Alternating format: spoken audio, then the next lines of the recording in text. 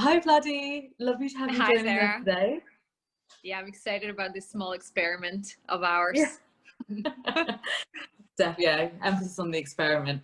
Awesome. Well, listen, I'm going to jump straight into it, and I've got some questions for you just to find out more about you and your journey and what you're doing with Future Farm. So Sure. first question, which I know people will be really keen to hear is, what's been your journey today? What's been the path that's led you to Future Farm? Yeah, I get, or I'm being asked this question quite often, and it's never easy answer, but I'll try to make that short. But when I was actually thinking about this, I think the CV is not really that interesting. I mean, with regard to this question, but for me, it really started with childhood. I think like for a lot of us, where I didn't really comprehend at that age. And when I mean childhood, it's kind of early teenage years, and that was the time when I kind of started really take the impact of the environment that you are in, and I started really reflecting on it and started realizing that there's a lot of models that I've been following, or I'm kind of taking in my decisions. And as I was growing up, I realized that really a lot of choices that I started making in my life were impacted not really by understanding who I am, but by a lot of the expectation coming from outside, whether it was my parents or the kind of close environment. At that time, it wasn't really even digital, kind of, the social media. So I couldn't really compare myself, which I think was, God bless for that period. But when I look at it today, I really think that that's where a lot of the emotional and mental health, some of the challenges started for me, because I have taken that with me for bigger part of my life. And Mm. only later in my late 20s, where I started proactively working on taking kind of away the layers and the mask and the, not a baggage, but really what I took on as a child, I started realizing that there is Vladi in there, which doesn't really even know herself, right? And doesn't really know what she likes and what choices in life she really, really authentically wants to make. So there were moments really like when I was working in London with one of the investment funds, I had moments that I was not, I mean, at that time I was living here in Bratislava, and I was traveling I've been taking the plane from Vienna, and Matej, my partner, was driving me at 4 a.m. in the morning. And I remember it was twice that I had this moment where I couldn't really breathe, and I got this panic attack in the car as we were approaching the airport. And he stopped by and he said, "You can't go, like you are not in a mental state, like and literally not even a physical state to go." And why I'm sharing this experience is because the choice of working with that investment fund was driven a lot by, I think at the time, also by certain frameworks, expectations, and models that I was kind of fulfilling. And only later did I really kind of went in and started to understanding, like, do I really want to work here? What type of environment do I want to work here? How do I take care of myself? And it manifested itself in such moments. So when I then started working intensely with entrepreneurs and kind of became one myself, I only realized that this is attaching or kind of impacting entrepreneurs, I would say, even in a wider scale. I think mental and emotional health is important for everybody, regardless of a role or profession. But what I've experienced with a lot of the entrepreneurs, being side by side with them, was really tremendous. I mean, and not always on the obviously positive side. So it came as radical as suicides, anxieties, depressions, heavily stigmatized topic, kind of a big question mark around self-identity. I remember a friend who was an entrepreneur who felt that she cannot really get out of the circle and cannot really transition in life to a different role. So all of that kind of blended and became very strong motive for me not only from a personal kind of egoistic reasons of getting to know myself better and understanding that this is very important, but seeing it around me, where those were certainly drivers for me to join also Nectarius and Nadim and the wider team at the Future Farm and do something about it. So there certainly is a personal motive, or kind of reflection why Future Farm in this topic. No, absolutely, and what a journey as well. Thank you for sharing that. Yeah, really fascinating there. I mean, and you mentioned mental and emotional health, but also a phrase that you talk very heavily about is emotional resilience, and I'm quite keen to understand, you know, what does that term mean to you? Yeah,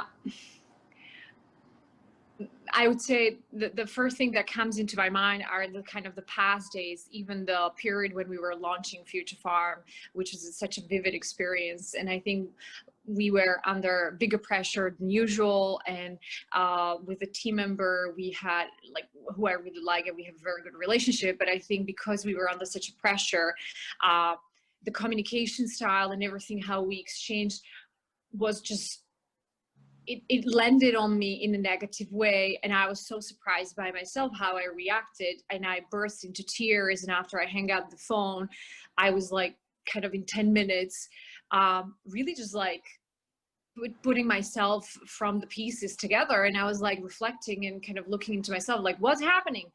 And so what happened, coming back to resilience, is that in that day, I was able to take a step back. One of the reasons, or not reasons, one of the mechanisms that helped me was that I was able to talk to my co-founders, to Nectarius and Nadim, about this. And I was able to actually very openly, with a sense of vulnerability, to tell them that this is something I went through, although it felt a little shameful. Like, you know, sometimes it's connected also, I think, to women entrepreneurs being very emotional, all of that, right? So sharing wasn't super easy, but it helped me to actually to share and name my emotions, helped me to take a perspective. And then even by end of the day, I was able to take a call with this team member. We talked through it, we named, you know, what has happened, and actually we realized that we were both under a lot of pressure and everything is all right. So just this example for me is such a clear example of what emotional resilience means for me, in terms of being able to name and not name the emotions, put them out there, don't suppress them, ask for help, certainly, and also understanding what are the mechanisms that work for me, such as, for instance, in here, it was to face the discomfort and have a clear communication, which was driven from, I think, from a place which was rather kind and transparent than, you know, aggressive or hurt ego. And it helped me very much to understand that nothing really happened. And, you know, I was able to really bounce back without really being hurt or kind of impacted in bigger ways. So I guess for me, it means this ability to not crash and ask for help, be able to name my emotions, and understand better what mechanisms work for me, and then use them when needed. Yeah. So it's really interesting that you're talking about emotional resilience for you being a lot about being vulnerable and opening dialogue, because of course with the Future Farm and the podcast series Naked, that's exactly what you've done, and you started facilitating with, you know, with the ecosystem. And very successfully so far as well, with kind of great impact, which leads me on to my next question, which is, you know, so why the Future Farm? Like, what does it mean to you, and I guess more importantly, why now? Yeah, no, that's a good question. So we somehow organically really developed through our journeys as founders. So I'll bring the guys in the story because they're important to it. So about a year ago, we have met again on a crossroad in our lives, and we started having a conversation, and we realized that we are asking similar questions. We know similar people who are talking about this topic, and generally there was a lot of click. And one of the very first things that we did before we even founded Future Farm was that we started looking to the outside world, in terms of, we might be the, you know, only one or a small group of people who are asking this question, such as, why we are talking so very little and doing even less about the emotional and mental health of entrepreneurs. If the impact, the negative impact is so visible, such as we talk, right? The number of suicides, anxieties, and all of that negative impact. We realized after looking outside to the world that the activity is rather fragmented. So there is something happening around coaching. There are some organizations that are doing already some very meaningful education, but we couldn't really find a movement or an organization that would be looking at specifically entrepreneurs. And when speaking about entrepreneurs, we are not talking about the tech bubble. We're talking about all kinds of entrepreneurs from any really type of business, but also across the world. So sometimes what we found out are very, let's say, for instance, US-centric activities, etc. So after we couldn't really find any organization kind of looking at this from a more systemic perspective, we said, let's start talking to people, whether this is really a problem or it's just us. So we did this, what we call kind of a validation study. It was really about 100 of interviews that we did with investors and entrepreneurs, really from Australia to US to South Africa, Japan, Nordics, all walks of life, all geographies. And it was pretty shocking to actually realize that close to 95% of entrepreneurs confirmed that they either encountered or experienced in their close environment, specifically related to building their business, struggles with mental and emotional health. There was also this kind of sentiment that a lot of the work that is in the industry right now is the lip service. So we start talking about it, but there is very little of meaningful kind of support that is, offered and provided to entrepreneurs in order for them to, build that muscle of resilience and kind of safe space, really, right? Which most of the time is kind of I would say the enabler for even an open and transparent conversation. So with the, interestingly enough, with the COVID around, what we realized, because we launched Future Farm, now I can't even remember, God, it's running so fast, about 4 months back or so, 3 months, maybe even less, officially.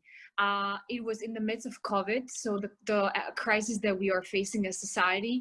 And what we started seeing is that the problem and the theme, the topic, the conversation took even a stronger momentum. So even bigger amount of feedback, responses, demand. We are facing, I'm sure that other people who are doing something around this in the space are, because the focus that we've had on metrics, performance, different, definition of success, which did not include the well-being, and actually doing this in a way that is sustainable and is joyful and enjoyable. Although building a business is hard, I think it always will be hard, but we can start building up that muscle, get preparing. So yeah, that's a long answer to your question, which was quite an easy question, but we believe that the momentum is absolutely now. The COVID even increased a little bit of that. So we'll see how it goes. We would love to do this in partnership with many other folks and organizations around the world. So we don't believe that we can solve the problem ourselves, but would love to be part of the kind of moving the needle around this, because it's indeed very, very important. Brilliant. And we can see the change in the conversation has already started. The yeah, narrative is I would love to give the credit to all the entrepreneurs and people who are so brave and came on the show. It's very humbling, even for us with Nectaris as hosts, sometimes when they share and kind of the, the bravery really with and the vulnerability with which they come on the show and kind of speak to the world about personal stuff, and many things that we feel rather ashamed of. It's pretty powerful. So yeah, no, absolutely. Brilliant. Listen, Vladi, thank you so much for joining us today. And thank you for having me. Look forward to what comes next.